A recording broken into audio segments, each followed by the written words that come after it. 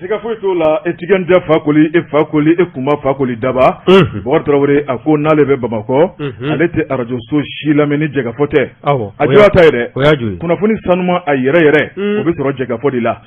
ka bɛɛ lajɛlen fo ka bɛɛ lajɛlen waleɲuman dɔn nin y'an sigilen kunnafoni balan kɛnɛ kan wari dugu girinnen bɛɛ sabu dugu ma Jɛgaba donso bɛɛ n'a kungo ta fan don an kungo ta fan o de ye studio Thierno Thiam kɔnɔna ye ni kana sɛbɛnfuraw lajɛ a la kumabaw politique kuma jamana yɛrɛ bilisa ɲagaminen don mankanw bɛ fan jumɛn fɛ basigi kumaw bɛ fan jumɛn fɛ jamanadenw sago ye fɛn jumɛn ye Bokari Tarawele ɲɛmayaso o kuma n'ale ye yamaruya d'a ma Bokari an m'an da don kumabaw la nka baara in tɛ kɛ maa saba baara kɔ bi sɔgɔmaden na nɛgɛ kɛrɛfɛ juru bɛ an bɛ Jakite bolo e ni ne tɛnkun bɛ ɲɔgɔn na studio sumalenba in kɔnɔna la o kuma ni Amadu sɔnna sisan kunnafoni minnu yamaruyala k'a di an ma an m'an da don a la Bɔ Jabate ni maanifin yela dugu min sira kan o dugudenw foli de bɛ k'i la ne ko bala cogo bɛ di Bokari Tarawele i ma foyi fɔ ni tiɲɛ tɛ wari ne bɛ n bolo kari ka don le combat fasiriba n'o ye Kevin Kadawuso Kevin Kadawuso a ko ni cɛw ma kari ɲɔgɔn na Bokari Tarawele seba tɛ dɔn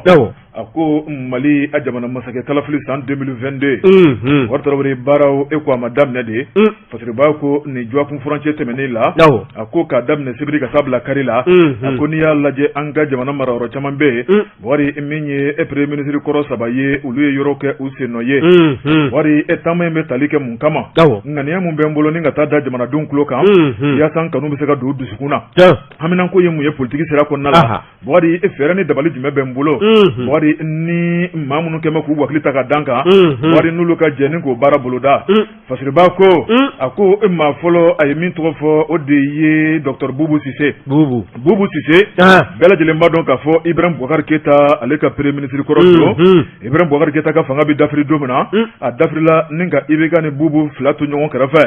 fasiriba ko a ko Boubou Cissé ale kɔni taara don URD la Bokari Tarawele ni ka kɛ URD tɔnden ye o kuma a donnen URD la Bokari ɲuguɲugu bɛ ɲagaɲaga wuli maa dɔw ko munna Boubou bɛ don olu ka tɔn na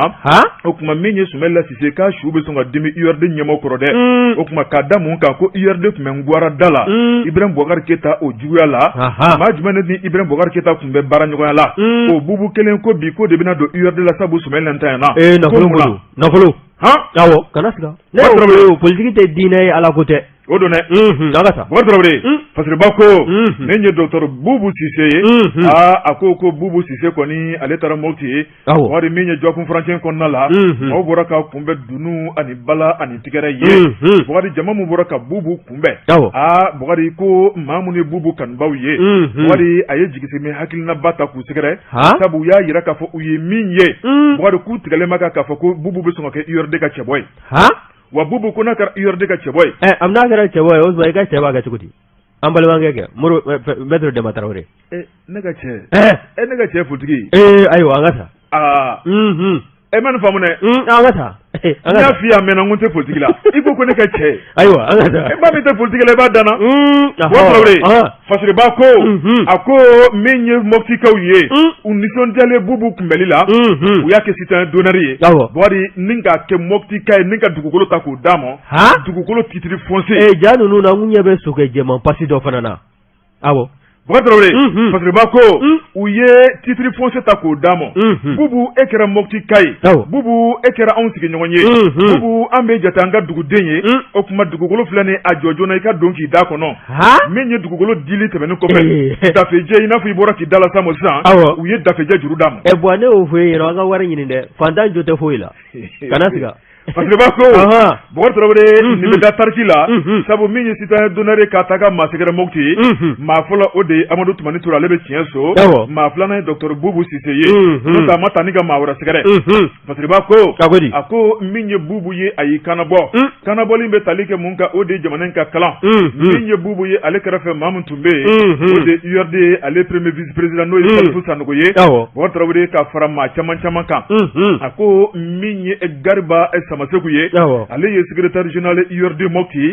ale de min kɔni ye fédération o ɲɛmaa Mopti marabolo la wa ale de dafijɛ o juru di Bubu ma ko Bubu k'a b'a ka so parce que ba ko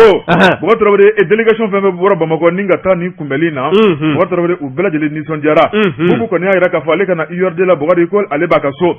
o kuma ko min ye URD k'a kun kanu b'ale dusukun na kabini bi tɛ Boubacar ko Ala de tun b'a latigɛ kunun o kuma ko bi ko Ala y'a latigɛ ale bɛ URD la a kan o kuma Boubacar fo ka fini bɔ fo nɛrɛ bɔ parce que ba ko kɔnɔkulu jalen de bɛ bi fɔ Bubu Sise y'i da maga o la o kuma ale kɔni b'a ɲini URD jama fɛ farafarali bi ko URD mago t'o la dɛ ko sabu ko politique tɔn mun don ko ɲɛtaa b'a la n'o ye avenir ye parce que ba ko a ko ni URD jamakulu y'i bolo di ɲɔgɔn ma Boubacar ne ka kunkelenna kelen ni hakilina kelen ta a dɔ bɛ dɔ la URD sago bɛ sɔrɔ kalafili nata kɔnɔna la o kuma min ye Bubu Sise ye Boubacar Traoré ko min yɛrɛ 5e région na siga kɔni tɛ min na Bubu kɔni o kuma k'a ta ka ko ye parce que ba ko a ko Bubu Sise tɛmɛnen kɔfɛ a ko dankɔrɔba in n'o ye Sumeli Bube Mayiga ye ale fana wulila min ye jɔkun furancɛ in ale fana tun bɛ Gawo Boubacar Traoré Sumeli Bube Mayiga ale fana ye premier ministre kɔrɔ ye Bube min ye a ka rentrée politique ye Boubacar a taara i da mɔgɔw la Asuma CP tɔgɔ la a ko min kɔni ye forage dɔ ye Bube a y'o koromakari u ye min sɔrɔ ka bɔ ONG Alfarku maaw fɛ parce que ba ko maa minnu fana bɔra ni ka Sumeli Bube Mayiga kunbɛn Boubacar Traoré ko fana bɛ maa jigi fa kosɛbɛ k'a yira k'a fɔ ko sini bɛ Bube fana ye parce que ba ko Boubacar min ye meeting belebeleba u y'o bolo da meeting kɔnɔna la min ye maire ye ka taa bila député kɔrɔ caman na Boubacar ale ni conseil olu kɔni nana ni ka na n'u ka valise ye k'a yira k'a fɔ k'olu tɛ tɔn si fɛ bilen politique ko la min tɛ Asuma CP ye Malien ta fan kelen tɛ Malien abada politique maa wɛrɛ mana fɔ Bube ko ye o kuma kelen de bɛ fɔ o fana ye maa wɛrɛ fana mana fɔ kɔ o kuma kelen de bɛ segin o kuma kelen kan ni ye meeting kɛ 26 mars la maa minnu bɛ taa bi sini ni ye dɔwɛrɛ kɛ o maa kelen de bɛ taa sini ni ye dɔwɛrɛ kɛ o maa kelen de bɛ taa ni fɔ ni dufa fɛ ka yala kɛ voilà ka taa maaw sigilen sɔrɔ gɛrɛ na ayi na ka dɔɔnin di bɛɛ ma parce que ba ko Sumeli Bube Mayiga Boubacar Traoré a ka rentrée politique la Gawo a ye min yira ko ɲɛdimi don kɔnɔdimi tɛ Bube bi maa fana bɛ se k'i jigi d'a kan k'a yira k'a fɔ ko fangatigi don Sumeli Bube Mayiga tɛmɛnen kɔfɛ Musa Mara premier ministre kɔrɔ don ale fana taara ECOWAS jamana kɔnɔna la a kɔnɔbaga minnu bɛ yɛlɛma ni ka t'i ɲɛ da olu kan olu la kuma ɲɔgɔnya parce que ba ko a bɔlen ECOWAS joona a bolila ni ka taa Segu sabu jɔkun tɛmɛnen mobili fila ɲɔgɔn sɔrɔ maa minnu tora la o ma dogo maa la parce que ba ko o banabaatɔw Boubacar Traoré a taara ɲɛ da olu kan k'a ka dɛmɛ ta k'olu sɛgɛrɛ maa minnu fatura ni ka taa dugawu don ta k'olu sɛgɛrɛ olu somaw fɛ Musa Mara politique baara la Boubacar maa fana don maa man ka ɲinɛ maa min kɔ Boubacar o kuma ko maa don danaya maa don wa maa don ko jamatigi don maa tɛgɛ de ka gɛlɛn an k'o fana fɔ o da kan a tɛ wari di maa ma dɛ i delila ka taa fɛ ni tɛ fɛn d'aw m'o fɔ koyi ni maa min kɔni Mali politique ye min ye ani diɲɛ politique si tɛ kelen ye n'i bolola bilalen tɛ Mali politique la o kɔrɔ k'i sen t'a la dɛ an k'o fɔ ɲɔgɔn ye dɛ parce que ba ko Boubacar Traoré ni premier ministre 3 premier ministre kɔrɔ 3 Boubacar Traoré ko jɔkun furancɛ na k'u ye an ka jamana marabolo k'u sen nɔ ye Boubacar ni ka t'u ka ŋaniya ta ka maaw sɛgɛrɛ o kuma min ye février kalo san 2022 jɔn de bɛna kɛ Mali masakɛ ye a ko siga kɔni tɛ min na dɔ bɛ dɔ la k'a bɛ sɔn ka bɔ ni cɛ 3 la dɛ kunnafoni filɛ nin ye an ye min bɔ le combat kɔnɔ Kevin Kadawuso ale ka sɛbɛnni don Jabate ko ni maa dugu bɛ sira dɔnba ni kunkolo ni jiri feere tɛ bɔ fiyewu ne n tɛgɛ don ni sɛbɛn bɛ bɔ sɛbɛn min n'o k'a ma ko info matin sɔgɔmada la kunnafoni maa min ka wulikajɔ ye nin ye o ye fasirali jɛkulu ye a ko k'an ka parrain kelen kɛ kunun ko la dɛ min ye M5 RFP ye n'i ye M5 RFP kofɔ mouvement du 5 juin rassemblement des forces patriotiques dalatɛlɛ la ne bakurunba la an k'a ma ko M5 RFP o kɔni u ye taama kɛ taamakɛla donni kama min ye san 2020 ye n'o ye san 2020 ye i b'a ye k'a fɔ taama ninnu a fɔlɔla fɛn min na o de ye ka sigi ka kuma kɛ donc baro tilamaw olu ka wele hakilina minnu bɛ M5 RFP ɲɛmaaya bulon n'a donni kama o ka se ka ɲɛfɔli kɛ o kan taama in kun boloda an bɛɛ bawo o kun y'a jira k'a fɔ a donni kama ko ni seliba ko n'o tɛmɛna min ye bɛɛ lajɛlen kɔni kun kamana gale don seli ɲɛkɔrɔlaw la n'a fɔra ko fɛn tɛ bolola mais jɛkulu dɔw bɛ n'o n'olu nana fara ɲɔgɔn kan k'a fɔ k'u bɛ taama a taama bɛ taa wolo min na mɔgɔ tɛ a dɔn nka a donni kama M5RP ɲɛmaaya bolo Dr Choguel Kokala Mayiga n'a nɔfɛmaw u y'a jira k'a fɔ k'u n'a to o seliba o ka tɛmɛ san 2020 kɔnɔna na seliba tɛmɛlen i b'a ye k'a fɔ u ye weleli kɛla don kibaru tilamaw k'a bila u ma u ka na hakilina minnu b'u la taama in kan ka boloda cogo min na désobéissance civile min ye désobéissance civile o de ye jamanaden ye ka se ka taabolo dɔw ta minnu kɔni bɛ jamana marabaw a donni kama ni k'u kamana gan o de ye désobéissance civile o senfɛ sa i b'a ye k'a fɔ min ye M5RP o kɔni o ye kunnafoni di kɛ kunnafoni dilen kɔ baara ninnu kan ka boloda cogo min na u y'o da don u la wa n'i y'a ta k'a lajɛ fana min ye wulikajɔ ye a donni kama min ye Dr Choguel Kokala Mayiga ye e ko a ma kuma caman maana wa a y'a jira k'a fɔ wulikajɔ minnu n'olu b'a la ka kɛ jamana kɔnɔ a donni kama min kun bɛ jamana ɲɛmaaya la n'o ye jamanakuntigi kɔrɔ ye Elhaji Ibrahim Boubacar Keita k'a ka jamana maracogo k'a ma jamanadenw ja wa a donni kama i b'a ye k'a fɔ kabi Ibrahim Boubacar Keita a ye k'a fɔ M5RP u ka wulikajɔ a tɛna kan a ka fanga na i b'a ye k'a fɔ a ye kɔrɔfɔ caman da kɔrɔfɔ min bɛ kɛ sabu ye san 2020 kɔnɔna na ka jamanaden kulu caman bɛ yen ni k'u kɔ don ɲɔgɔn na a ye kuma fɔlɔ sina fan jumɛn ma o de ye an ka kiiribulon tigilamaw ye bawo a y'a jira k'a fɔ min ye anw ka jamana sariya sunba ye ko ni mɔgɔw ma to o taabolo n'o hakilina n'o o kungilenna kɔnɔna na k'a bɛna kɛ sabu ye bisibasa o ka don jamana taabolo la caman na wa n'i y'a ta k'a lajɛ min ye a donni kama Dr Choguel Kokala Mayiga n'a ma ɲɛ k'a fɔ wulikajɔw kɔni kɛla a n'a ka taamaɲɔgɔnw fɛ i b'a ye k'a fɔ min ye CEDEAO ye o kɔni kun ye bamuru ta ni k'o yanga anw ka jamana mɔgɔ minnu kɛla sabu ye ka Elhaji Ibrahim Boubacar Keita ka fanga ni k'a cɛ k'olu kɔni bamuru yanga u kuncɛ ma o donni kama i b'a ye k'a fɔ Dr Choguel Kokala Mayiga a ye kuma caman minnu fɔ ka tɛmɛ waati ninnu don tɛmɛlenw kɔrɔlenw na i b'a ye k'a fɔ a segilenw caman kan wa a y'a jira fana k'a fɔ a donni kama san 2020 kɔnɔna na k'a fɔ ko min ye M5RP k'a minɛ an ka marabolo minnu n'o k'a minɛ Kayi fo ka taa se Menaka ma fo ka se jamana kɔkanna ma jamanaden minnu sigi bɛ yen ko bɛɛ lajɛlen kɔni hamina ye kelen ye wa min ye M5RP bolofara minnu bɛ jamana kɔ kan wa donni kama o bɛɛ lajɛlen kɔni ye taama kɛ ni k'a boloda min bɛ se ka kɛ sabu ye Elhaji Ibrahim Boubacar Keita a ka fanga a bɛ se ka dafiri cogo min na i b'a ye k'a fɔ u ka wulikajɔ a ma kanga jamanakuntigi kɔrɔ ka fanga na koyi bawo min ye utikalo dɔ tile 18 san 2021 kɔnɔna na i b'a ye k'a fɔ min ye Elhaji Ibrahim Boubacar Keita a ka fanga a dafirila finitigilakaw fɛ o finitigilakaw fana nalen i b'a ye k'a fɔ u y'a jira M5RP la k'a fɔ k'u nana M5RP ka baara min n'o kun bɛ k'a boloda n'o de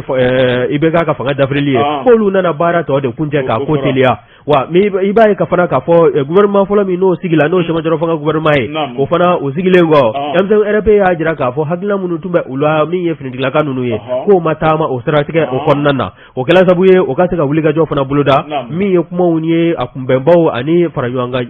kɛnɛw k'o sigi sen kan waasa min ye bandaw ye a donni kama a bɛ se ka yɛlɛma don cogo min na taabolow la wa min ye CND wa min ye M5RP u kun y'a jira k'a fɔ o ɲɛmaaya bulon ka di u ma wa min ye maa hakɛ dɔ ye o kun y'o dan k'a fɔ ko hakɛ fana ka ta olu ka maaw la nin taabolo ninnu si ma se ka sira sɔrɔ CNT o fana kɔnɔna na o bɛɛ lajɛlen de farala ɲɔgɔn kan ka M5RP maaw n'o y'a ɲɛmaaya bulon ni u nɔfɛ maaw ye k'u dusu tiɲɛ kosɛbɛ wa a taara wolo fɛn min na bɛɛ lajɛlen bɛ o kalama wa kɔsada in na i b'a ye k'a fɔ wele kɔni bila la n'a ma ye k'a fɔ bandaw ni a ka premier ministre n'o ye Mokhtar Wani olu kɔni minɛna k'u dɔ bɛrɛ la k'u bila résidence surveillée la min ye Dr Choguel Kokala Mayiga ye wele bilala a ma a ka se ka na min ye an ka cɛmancɛ fanga bulon ɲɛma n'o ye premier ministre ya jɔyɔrɔ ye k'u ta k'o kalifa a la wa bi na kɔni a kɔni fana bɛ maa kɔrɔlenw tɛmɛlenw kɔni sigiyɔrɔ kɔni na ko baara in a bɛna ɲɛ a bolo wa ɲininkali bɔ mɛn ka kɛ nin ye n ko ye sɛbɛn fɛn min n'an y'a sama ka bɔ info matin kɔnɔna na sɔgɔmada la kunnafoni Bɔrɔtɔrɔbere ne bɛ n tigɛ don ko kura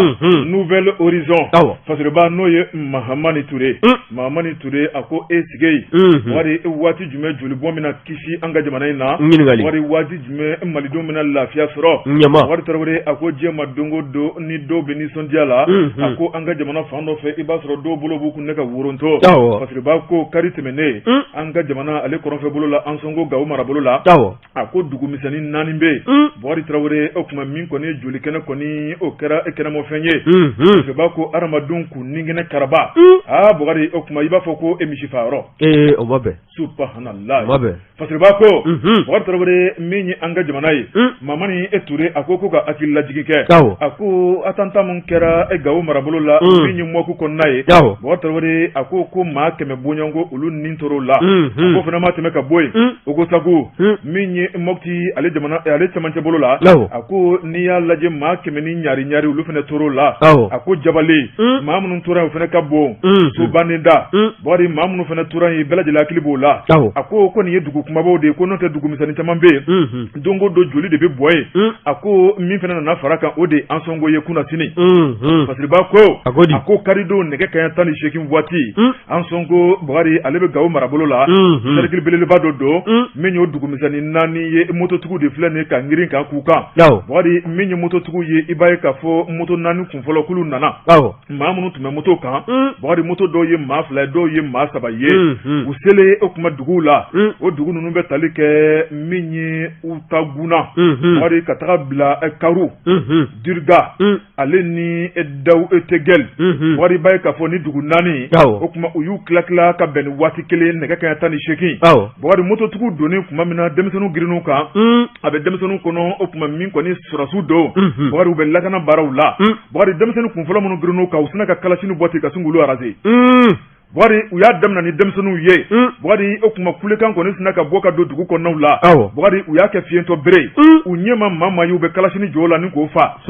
Fasiriba ko Bugari u y'a kɛ fali o fali ye o kuma min ye faliw tɛmɛnen kɔfɛ Bugari maa minnu ye juraw ye n'o ye commerçants ye olu ka butigi belebeleba minnu bɛ yen Bugari u ye tasuma don butigi caman na minɛn minnu bɛ yen n'u bɛ se k'o ta u ye katakataninw ta ni k'olu sɛbɛkɔrɔ sɔnsɔn ka tɛmɛ n'olu ye Fasiriba ko Baba Tarawele Mamani Ture a y'a yira k'a fɔ min ye bagan minnu fana bɛ yen dugu dɔw la misi ale ni ba ni ɲaamɛ u y'o fana bayirika de gɛn ka taa n'o ye walifɛ ni bagan gɛnna ka taa bagan kɔni tɛ dulon sa ni dugu cɛ o tatɔla fɔlɔ ko min bɛ wuli nɔfɛ avion kɔni kan ka wuli k'o yɔrɔ dɔn yɔrɔnin kelen o man ɲi ka taa yɔrɔ jan na Baba Tarawele Fasiriba ko a ko nin kɛra jigi waro dan ye min ye kɛlɛ kɔni kuncɛlen kɔfɛ joona an ka kɛlɛkɛcɛw n'o ye faama ye ale ni MINUSMA maaw olu donna kɛnɛ kɔnɔna la Baba Tarawele maa dɔ kɔni dama suɲɛ ni ka kuma sabu y'a yira k'a fɔ maa tɛ se k'i kankɔrɔta ni ka kuma nin ko in na ni kumana fo k'a dama tɛmɛ ni Ala ma kunnaja n'u y'i kumakan don u bɛ tila ka nin kama Umaru Kida ale ye an sɔngo préfet dangan ye ale y'a yira k'a fɔ patrouille kɔni bɛ boloda ni mara kofɔlen ninnu na ko sufɛla sen t'a la patrouille bɛ kɛ tile fɛ sufɛla sen t'a la 18h waati bɛ jateminɛ sufɛlaw ye Fasiriba ko Bugari su ma ko ka ban ni marabolo dugudenw kɔni olu bɛ tun'u yɛrɛ ye Ala ka bila kɔnɔna la fo ka taa fɔ ko dugu jɛra ni dugu jɛra k'u ɲɛ bɛ sɔrɔ ka da finitigilakaw kan o tuma maa minnu ye Bamanciw ye u y'a dɔn k'a fɔ finitigilakaw kɔni tɛna munumunu salo kɛ sufɛ o de kumu kɔnɔna na k'u taara nin baara in kɛcogo kɛ wa finitigilakaw de kan k'u ka stratégie yɛlɛma voilà fɛn bɛɛ fɔra n'a ma ɲɛ k'a fɔ waati dɔw kɔni bɛ kɛ aw tɛ ye dugu kɔnɔna na aw kan k'o waati in dɛ aw kan ka ye o waati ka to ka bali ka yɛlɛma Fasiriba ko Baba Tarawele min ye banabaatɔw ye olu taara ni ka taa n'o ye an sɔngo ale CSCOM na Bugari dɔw taara ni ka taa n'olu ye fan wɛrɛ fɛ o kuma su minnu kɔntera nin ko in na o de ye maa 50 ani maa 1 olu de ntanyana nin ko in na kari dugu 4 kɔnɔ i ma ye jamana bɛ deuil national la accident deuil national banna Sibiridon deuil national wɛrɛ daminɛ la sisan Ala ka hinɛ anw ka jamana la Ala ka hinɛ an bɛɛ la Mali bɛna bɔ nin kɔnɔ kuma jumɛn Baba Tarawele Fasiriba ko a ko an bɛ waati min na ko sisan kɛlɛkɛcɛ minnu kɔni bɛ nin mara kofɔlen ninnu kɔnɔ a dakusi ka bon fo k'a dama tɛmɛ u bɛ ka sɛgɛsɛgɛli baaraw bolo da maa minnu ye tiɲɛnikɛlaw ye Bugari n'u ye tiɲɛni kɛ ka ban u bɛ tunu Fasiriba ko n'o ye Mamani Ture a ko u nana kuma min kun b'u da o le Allahu Akbar ye k'i b'a dɔn k'a fɔ ko jadisiw don bɛnkanikɛlaw don maa minnu ye jadisi maa minnu bɛ ka baara kɛ Ala tɔgɔ la Ala ko kan ka bin ɲɔgɔn kan Ala m'o fɔ i maanifin ɲɔgɔn k'a fa k'a ma bin ɲɔgɔn da fɛ kan'o k'i halala ye a filɛ nin ye dɛ ninnu tɛ alamaw ye yɛrɛsagokɛlaw don Fasiriba ko Baba Tarawele ni bolomakɛ ka nin kunbɛn joona Bugari an ka jamana kɔni a bɛ sɛgɛn kɛnɛ kan waati bɛɛ finitigilakaw o bɛ yɛlɛma don ko an ka transition ɲɛmaw ye u k'a lajɛ u ka dɔnsen yɛlɛma malidenw bɛ se ka lakana cogo min na an n'an bolo minɛ kunnafoni filɛ nin ye an ye min bɔ Nouvelle Horizon kɔnɔ Mamani Ture ale ka sɛbɛnni don Jabate a ko kuma min bɛ taa dugutigi bulon na o t'a bɔ dugutigiden ye k'i kunda kogo la Bouakari bala togobedi bonne nini intega do ni sababu bo sababu no kama ko nouvelle horizon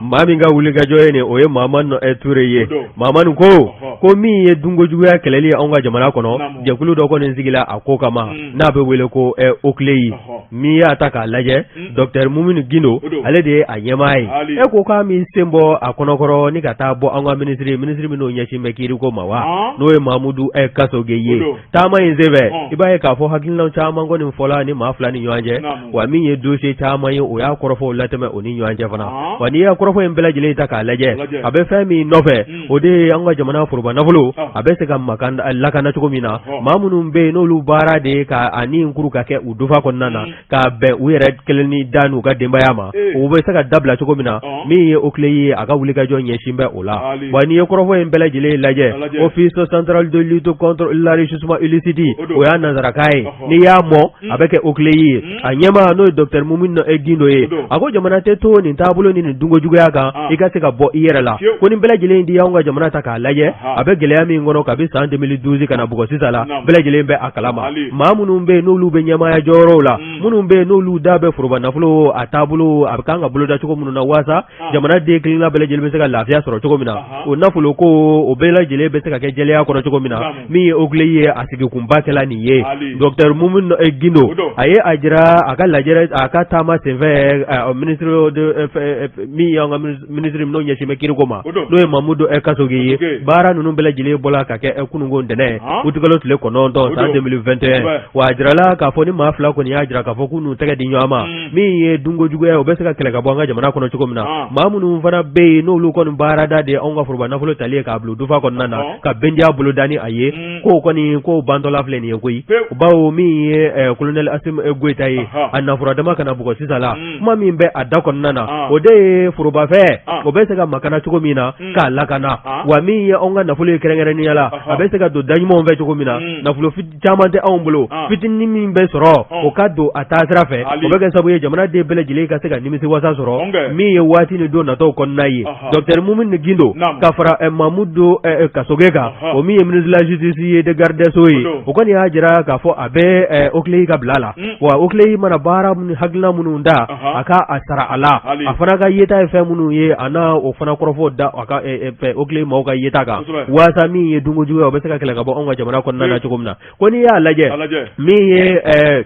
tondo be onyama no ye professeur Eklima Dambele ye ale ye wuliga joge ka tondo sigi singa ni abe wele ko plateforme de lutte contre la corruption et le chômage PCC dalateli ala o ko ni nga wuliga jogo ni ngala sabu ye ka seka okleyi ni ga ka bara ni ga kolo giriya abulo ko sebe wa wati ni watu temena mi ye PCC anyama blu no ye anyama no ye professeur Eklima Dambele akoni ay korofo chama tani go mana aya jira ka fo dungo juga mi no nyonyamba onga jibana ngonna no makele be mi alni deme bola kokana na kana fara on yaraga na fulo fidini ni gade ke baye ka fokate manifu labo akanga bara munu nge katina seko baro bela jele ni ka okunje wa mi ye dungo jugo ka ka kele nyejugo nyanyima ma munu be no ka mega furba na fulo ni ka shwe kablu duva ko nana wale magatu dogo bangula bangi munu no be on fe wale majamana koka oko anyeka nyini na jola mi na be na fulo aka fono wasa mi ye furba na fulo ye abmanifu be seka stranjugo mina ka ataka bla duva ko nana ko benja faridani aye ni nguye sabai mi naya sama ka bo nouvelle horizon ko nana Mahaman Touré aga fatri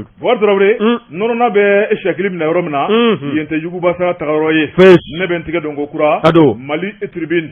masriba noy Abdourahmane Diko bada Abdourahmane Diko akaka kalmunta wordrawre minni affaire bagari tukula wordrawre alibi obe komina o mabba nyamalakaw ka bagari tukula kumantungaw ka bagari tukula wa bugunikaw ka bagari tukula wartarawre okuma minya ka kasola sigi wartarawre okuma ko kuraba nyetugunu ne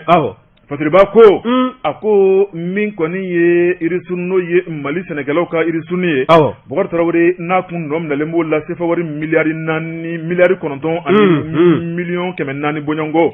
wartarawre o min kun nyama tunnembe atama ye aseben furama yako wartawre adun wo maye okuma ale miye nyemai Mali kori senano ka tomba nyema wartawre Mali Senegalaw apekam nyema ba fon fameke war ko kuma na bugare ate pale kuna akana ka nyefolike pôle économie Bakari u ye wele bila ma a don maa min ye ministre de la justice ye o ye Mamudu Kasogen ye a don in kama Bakari u y'a wele k'a sigi k'a ɲininka e de tun ye ɲɛmaa ye nafolomɔgɔ min tun b'i ka bila kɔnɔna la n'o ye miliyari 4 ani miliyari 9 ani miliyɔn 400 nafolomɔgɔ in a bɛ min an ye sɛgɛsɛgɛli mun k'i nɔfɛ Bakari o kuma ma taa f'an ye e min ye ɲɛmaa y'a ɲɛfɔ an ye Bakari Tarawele o kuma a taara fɔ ka jɔ Bakari la hali ni kiri ma kɛ min ye Bakari u y'a lasago san 2 ani ɲari Bakari kɔni a bɔra min kɔni kaso kɔnɔna la k'a sababu kɛ a ye caution de sara caution min sarala o bɛ t'i jɔ miliyari damadɔ la Fasiriba ko sigi kɛmɛ k'o kiri ma kɔnɔ kiri ma kɛ wari Bakari kelen de y'a dun wa ani mɔgɔ joli y'a dun wari a tununa tunucogo jumɛn na Fasiriba ko sɛbɛnfura wɛrɛ labɔra k'o da tabali kan o kuma kiri kɔni a nana kɛ 2 ye min ye miliyari 18 ko de fana tununa Bakari nɔfɛ tuguni o ni kɔnɔntɔn in tɛ kelen o ni kɔnɔntɔn in tɛ kelen njɔma a ko bɛ ɲini ka gɛlɛya dɛ ne hakili la san 2 in kɛlen kɔ kaso la n ko ani caution saralen n ko na dɔ bɔ k'o la Bakari nin bɛ jigilatigɛ ko fɔ Fasiriba ko Bakari Tarawele jamana baara hinɛ t'a la makari t'a la bon ne y'o fɔ e yɛrɛ maa n'i ma kalan ka n'i sen don politique maaw sen na a ma ɲi dɛ walima k'i ta kɛ o bɛna kuma dumanni f'i tulo kɔrɔ k'i u mago dilan yɔrɔ ɲini n'i ma ɲɛ i ka kuma la n'i ma ɲɛ i bi don a la maa kalanbali i ta kɛ tigɛrɛ fɔ ye kana e tɛna da o de ma bawo o bɛ nɛgɛ o mako bɛ e bolo taa min na dɛ o bɛ nɛgɛ ka don a la de ni cɛ dumanba in a coronin filɛ nin ye sɛnɛkɛlaw jigi mɔgɔ min Mali sɛnɛ bɔ nɔgɔ la n'o tɛ Bakari tun bɛ wari de bila a dufa la don kibaru silama fɛn fɛn bɛ yen n'a ye ɲɔgɔn sɔrɔ kɛnɛw kan i b'a ye a b'a bɔ ka di a b'a bɔ ka di kana siga wa o bɛɛ b'u kɔ don a la sisan APCAM kabini san jumɛn Bakari de APCAM ka promotion kɛ Mali sɛnɛ k'a diya mɔgɔw ye ka sɛnɛ nege don Malien mɔgɔ yɛrɛ tun b'a dɔn ko APCAM bɛ yen wa ni Bakari Bakari de y'a kɛ Bakari de y'a kɛ ka Mali sɛnɛkɛlaw k'u galabu diya Mali ka kɛ gale ye kɔɔri la a filɛ dɛ u y'a nɛgɛ ka coron a ko filɛ ani nin man kan dɛ Bakari Tarawele Fasiriba ko a ko miliyari 18 i kilo kɛrɛbɔsigi o ye fond de soutien du secteur coton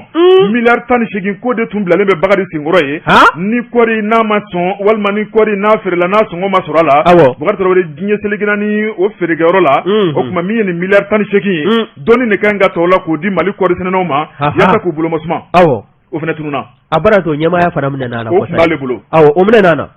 a yɛrɛ to ma Bakari Kɔnɛ o de bilala a nɔ na a ye waati min kɛ ni miliyari 18 sɛgɛsɛgɛla kɔfɛ o tununa o fana nɔ ma ye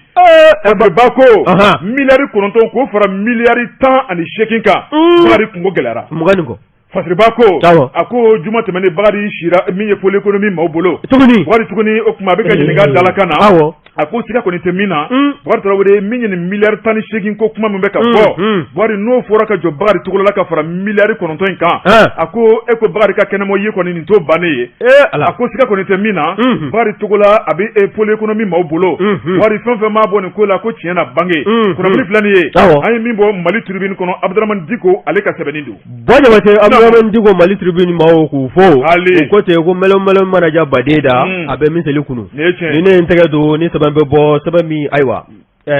notre président nin ye notre président nin y'o ka wuli ka jɔ ye o ko yalima jamanakuntigi Gɔlɔ Ibrahim Boubacar Keita k'a bɛna se ka a den bali ka don kaso la wa n'o ye Karimu Keita ye n'a ma ɲɛ k'a fɔ wulikajɔw bɛ Karimu nɔfɛ mandat d'arrêt o kɔni bɔla anw ka kiiribulon tigilamɔgɔw yɔrɔ ka ɲɛsin Karimu Keita ma Karimu Keita kabi o don fo bi e b'a ye sunɔgɔ kɔni tigɛ bɛ ka bɔ fa ɲɛna n'o ye Ibrahim Boubacar Keita ye jamanakuntigi kɔrɔ bawo n'i y'a ta k'a lajɛ fasirikɛba n'o ye B Jara ye ale y'a fɔ ko min ye wulikajɔw ye o kɔni ni fɛɛrɛw caman sigi bɛ sen kan ani dabaliw caman tigɛ bɛ Ibrahim Boubacar Keita fɛ waasa a den a kana tɛgɛ kana se ka d'a kan kuma tɛ ka taa fɔ k'a bɛ don kaso la bawo min ye B Jara ka kɔrɔfɔ ye a ko kunnafoni laban minnu n'u o kɔni sɔrɔ la Ibrahim Boubacar Keita kabi don min na n'a fɔra ko mandat d'arrêt kɔni bilala Karimu contre la wa k'a ye wulikajɔ kɛ k'a to jamanakuntigiya la ɲɛmɔgɔya jɔyɔrɔ minnu n'o kalifala la yanni a ka kɛ jamanakuntigi ye fo ka n'a kɛ jamanakuntigi ye min ye Ibrahim Boubacar Keita ye maa o maa bɛ yen n'o ye maaba ye n'o bɛ farafinna tilebinfɛ bolo kɔnɔna na n'o ye Afrique de l'Ouest ye n'i ye jamanakuntigi ye ni dɔkɔnɔ kuma bɛ se ka ko dilan CEDEAO kɔnɔna na a kɔni a wuli bɛ ka gɛrɛ o bɛɛ lajɛlen la ka b'o bɛɛ lajɛlen wele tutuw fara tiletigiw fara min ye kɔrɔfɔ duman caman ye a b'o ta ka ɲɛsin u ma aw ye wulikajɔ kɛ a y'aw cɛsiri waasa min ye ne denkɛnin ye Karimu Keita a bɛ se ka kisi kaso la dɔw ma cogo min na min ye jamanakuntigi dɔw ye olu camanba de bɛ bɔ a la min ye ka santazi ni k'o fɛgɛya wa do fana y'a jira la u ma munumunu koyi olu bɛ bɔ an ka fanfɛlaw la hali n'a sɔrɔ la yenkaw tɛ olu ko Elhaji Ibrahim Boubacar Keita ma i k'i den ka kɔrɔfɔ in kɔni anw tɛ se ka fɛn dilan a la wa anw t'i dɛmɛ nin baara kan min ye colonel Assimi Goïta ye Elhaji Ibrahim Boubacar Keita ka nin kɔrɔfɔ ninnu a n'a ka nin téléphone baci ka ɲɛsin CEDEAO jamanakuntigiw ma a kun tɛ dɔwɛrɛ ye koyi colonel Assimi Goïta o min y'anw ka cɛmancɛla fanga ɲɛmaa ye a bɔ olu bɛ se ka kuma colonel Assimi Goïta fɛ cogo min na waasa min ye kɔlɔlɔ ni gɛrɛntɛ min n'o bɛ Karim Keita nɔfɛ caman ba bɛ se ka bɔ o la min ye Karim Keita Biramako dɔ kɛ awɔ ko in bɛɛ lajɛlen b'a la ka munumunu fɛn min nɔfɛ o de ye Birama ka tununi awɔ bawo do bɛ sɔn ka gɛlɛya dɛ ayiwa wulikajɔ daminɛna ka dɔw ye layiru kɔni di dɛ k'a fɔ k'olu na kuma colonel Assimi Goïta fɛ wa dɔw kɔni y'a jira a la olu kɔni y'an ka fanfɛmɔgɔw ye ko an da tɛ don nin na u k'a ma ten awɔ olu k'a ma ko anw sen tɛ nin na bi anw sen t'a la sini fɛn min don a k'a ɲɛɲini a ka bila kiiri tigilamɔgɔw ka bolo kan min ye Burama Somow ye olu kɔni ye a jira k'a fɔ k'olu tɛ dɔwɛrɛ nɔfɛ koyi olu ma fin fɔ u ma jɛ fɔ wa min ye u den ye n'o y'u balima fana ye dɔw furuɲɔgɔn don a kɔni a tununna cogo min na ɲɛfɔli ka kɛ a ko kan wa min ye Expense ye n'o ye an ka sɛbɛnfura dɔ ye Don Kibaru sɛbɛnfura dɔ don n'a ɲɛma n'o ye Dramé n'o yɛrɛ bolilen bɛ ka t'i ɲɛma dogo Faransi jamana kan a jirala k'a fɔ k'u kun y'a jira k'a fɔ k'ale bɛ ko caman kalama nka a nana sɔmi k'a fɔ k'a bɛ wele ka ɲininka min kɛ e ko a ma boli ni ka t'i ɲɛma dogo Faransi faaba kɔnɔna na wa o kɔni kɛla sabu ye ni ka ko caman de don dibi la ka taa a fɛ wa kɔsa da in na n'a ma ɲɛ k'a fɔ an ka sécurité d'État ɲɛmaa kɔrɔ n'o ye général Musa Jawara ye o kɔni minɛna k'o ɲininka a dalakan na ale y'a jira k'a fɔ k'ale tɛ fɛn kalama a la ko nka ko k'o to bolo la u bɛ kaso min kɔnɔna na kɔsa da in na yalima a bɛ nin dama kun a kelen ka a donni bɛɛ lajɛlen ka y'u a kelen kunna wa ɲininkali bɔ mɛ ka kɛ yalima général Musa Jawara a tɛna ɲɛfɔli kɛ ko in kan a bɛ fɛn minnu dɔn a la wa ɲininkali tɔ min kɔni jɔlen don min ye nin ko in ye k'a ko mana bɔ da o da la min ye fasirikɛbaa ye n'o ye Bejara ye notre président dɔ a la a ko k'a n'o fana fasiri an n'o kalan ni k'o da lamɛnbaaw tulo kan nin ye mun ye sɛbɛn min n'an y'a sama ka bɔ notre président kɔnɔna na min ye Bejara ye a ka wuli ka jɔ kuma ka ɲi an bɛ dɛgɛ min o bɛɛ bɛ Tarawele n taara n nana dantigɛli bateau la yanni bi tigɛ don an bɛ taa Kita ale tribunal la a tribunal président maître Modibo Ecewule Jara an b'a fo a n'a ka équipe maa bɛɛ lajɛlen a ka fo k'u bɛ k'an lamɛn o ka ɲi bala cogo bɛ di Bonabati ni ne ye n tɛgɛ don ni sɛbɛn bɛ bɔ sɛbɛn min n'o k'a ma ko l'alerte l'alerte nin ye maa min ka wulikajɔ ye o ye Bisidi Sɛnpara ye Bisidi Sɛnpara ko k'a bɛ dɔgɔkun kelen bɔ min ye dɔgɔkun laban dɛmɛlenw ye b'a ye k'a fɔ min ye anw ka sugubulon kɔnɔna ye ko sogo k'a kun t'a la ka ye ko yalima ko min ye sogofagalaw ye walima minisiriso min n'o ɲɛsin bɛ anw ka usine kow ni sugubulon ko ma n'o ye commerce ye ko yalima ko olu fila dɔ la ko jɔnni kelen nɔ ye nin ye nin ye kɔrɔfɔ ta k'a lajɛ min ye Bisidi Sɛnpara ye a y'a jira k'a fɔ i n'a fɔ n da tun la cogo min na dɔgɔkun laban tɛmɛnlenw na sogo o kɔni kun kɛ bɛ Makan Goyɔ ye bɛɛ lajɛlen kun ta k'a sɔrɔ k'a don i ka na na wa k'u ye maa min ɲininka o ye an ka gadonna dɔ ye n'o ye madame Samake Maimuna Traoré ye Maimuna Traoré ko k'ale taara sugu la dabali banko ale taara ka sugu k'a fan bɛɛ lajɛlen lajɛ k'a taa ni ka segin a ma sogo ye a ɲɛna ko k'a sɔrɔ la ale ye nanfɛn minnu san k'o ye Fakoyi na de ye wa o kɔni ni fɛn min bɛ taa o de ye sogo ye sogo n'o t'a la ka ye ɲɛna k'ale kɔni wajibiyala sa ni ka fan dɔ de lajɛ n'o ye jɛgɛfeerelaw ka fa ye min kɔni o bɛ se ka kɛ sabu ye a kana tiɲɛ a bolo wa n'i ye kɔrɔfɔ in lajɛ min ye kɔsada in na min ye utu kalo tile 4 ye san 2021 i b'a ye k'a fɔ nin baara de bɔra ka kɛ buseau fɛ an ka sugu kɔnɔna na ka taa sɔrɔ la bɛnkan dɔ kɔni kun tɛmɛna o ni ministre de commerce de l'industrie ni ɲɔgɔn cɛ min bɛ se ka kɛ sababu ye kalo 2 bɔ ɲɔgɔn ko u ka sofa ministre ka buseau ka sogofa ni k'a subventionné u bolo dɔw bɛ se ka bɔ sogo kilo hakɛ la cogo min na o taabolo n'o hakiliw fɛrɛw kun tigɛlen bɛ u ka ɲɔgɔn ye min ni a sɔrɔlenw fɛ o de y'u ka rencontre ye min kɔni n'o bɛ prix ko ni ka o ko fɔ min ye sogoko prix ye n'o ye commission nationale des prix olu de kun ye nin lajɛrɛ kɛ ka bɛnkan in latɛmɛ u ni buseau ka ɲɛmaya bulon ni ɲɔgɔn cɛ nka buseau y'a jira u ka fa fɛ k'a fɔ ko kabi don min na sɛbɛn in tɛgɛnɔ bila la ka na bugɔ fo donni min na sogo kɔni dɛsɛla ka ye sugu kɔnɔna na ko minisiriso k'a ma dɔrɔmɛ kelen di olu ma fo ka taa sɔrɔ la olu diɲɛ don o don olu kɔni mana sogo faga k'a feere u b'a wari de fara ɲɔgɔn kan ka taa saga walima misi wɛrɛ san o dugujɛ o bɛ se ka faga cogo min na ni ka na n'o ye sugu ninnu kɔnɔna na minisiriso fana y'a jira olu ɲininkalen kɔ k'a fɔ ko min ye busow ye ko kabi ko in daminɛ na buso dɔw kɔni kun bɛ yen k'a hakilina in kun ma diya u ye n'o ye minisiriso ka subvention ye ko nka ko ka taa sɔrɔ la min ye jamana yɛrɛ nafolo a kan ka bɔ ni sira minnu ye n'o ye procédure ye k'o de fana n'i y'o fana procédure fana ta ka lajɛ o ka suma ko ye bɔ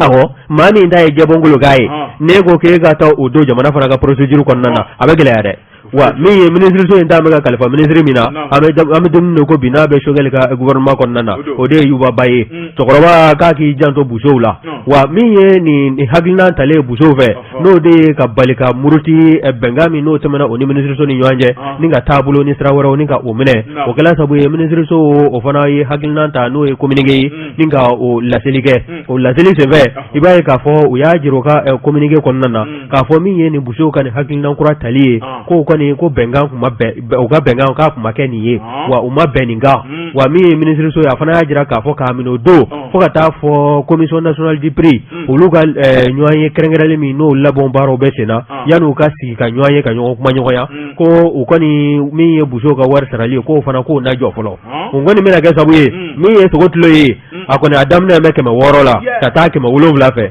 maa b'i yɛrɛ ɲininka yalima a tɛna se 1000 ma wa ɲininkali bɔ bɛ ka kɛ busow ani minisiriso min n'o ɲɛsin b'an ka bagan kow ma ani ministre de l'industrie du commerce ko yalima u tɛna hakilina ɲumanba ta ni ka ɲɛsin ɲɔgɔn ma wa waasa min ye jamanadenw ye olu ka se ka nimisi wasa sɔrɔ sigiyɔrɔw la wa sogoko sɔrɔli siratigɛw kɔnɔna na ɲininkali bɔ bɛ ka kɛ nin kun ye Bisiri Sɛn Baraka sɛbɛn ye an ye min sama ka bɔ l'alerte kɔnɔna na i bonya b'a la Bɔgɔ Tarawele n ye bonya minɛ ni n bolo 2 ye ko Ala ka sogoko nɔgɔya sabu sogo ale dunu de bɛ an ɲi baga tigɛ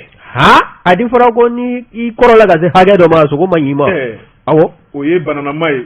ni bana tɛ maa min na sogo ɲimi f'i san 100 Bɔgɔ Tarawele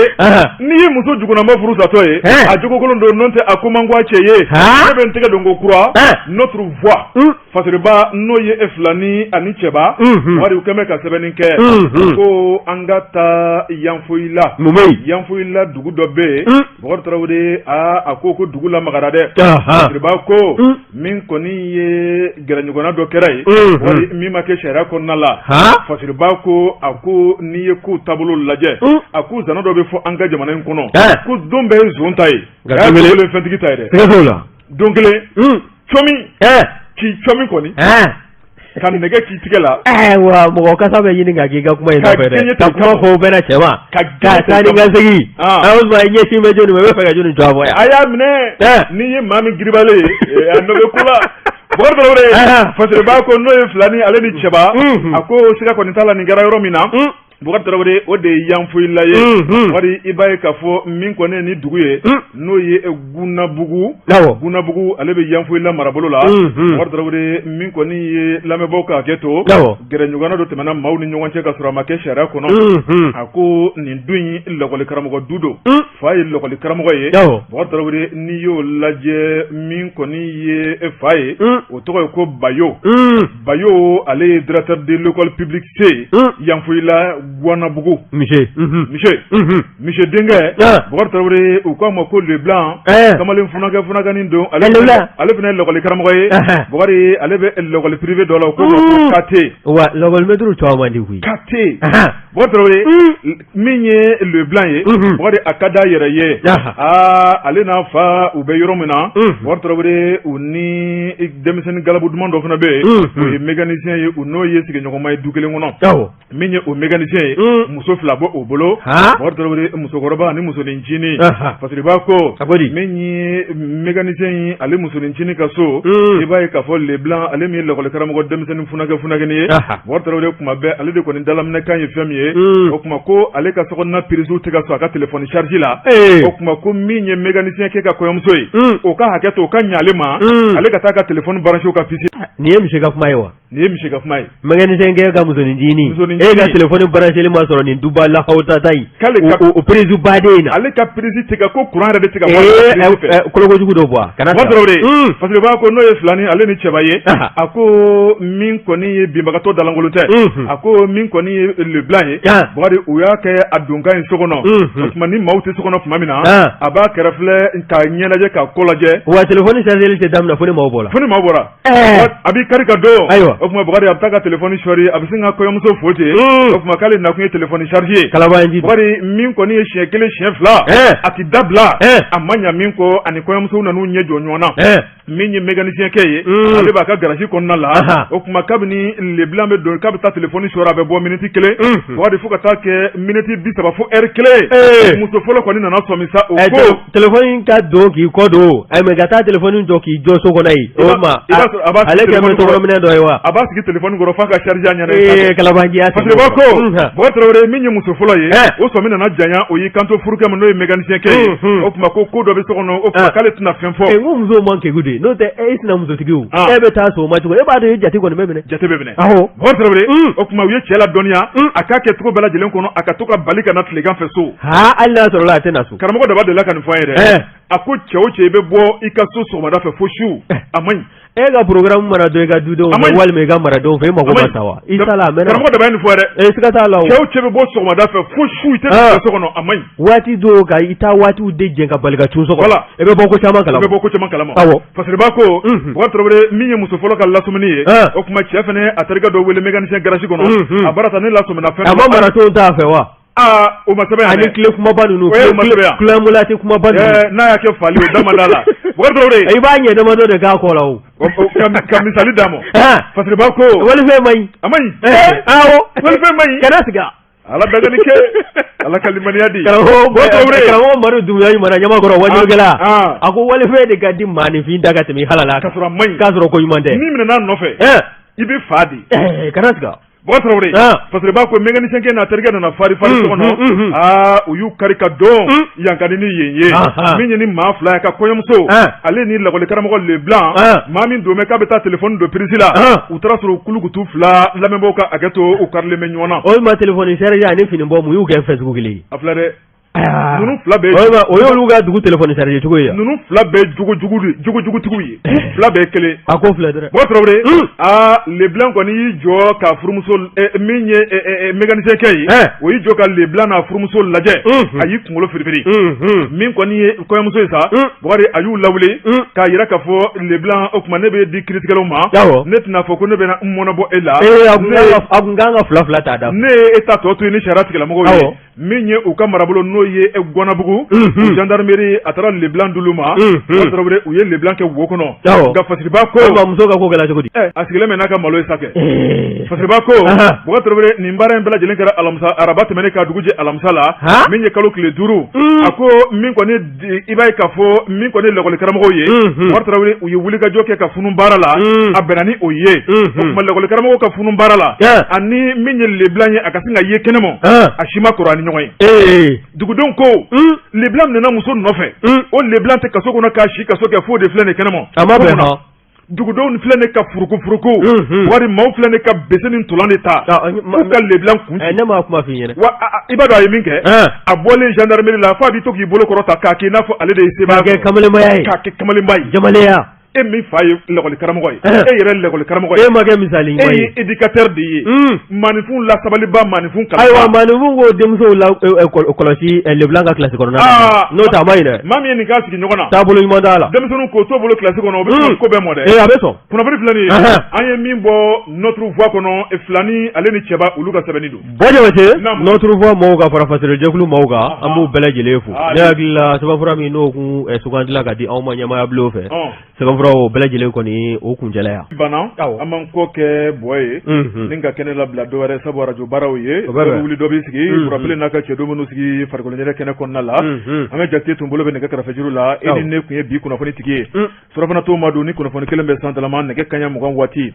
ni ala sɔnna ma sini araba nɛgɛ kaɲa 11 sanga 30 an bɛ gɛrɛ kɛnɛ kɔnɔ min b'a sɔrɔ sini kunnafoni la an b'o da bɛɛ lajɛlen tulo ka ladira la an b'a fɔ sa ani cɛ ka tulomajɔ la a k'an bɛ diɲɛ waati wɛrɛ wa salam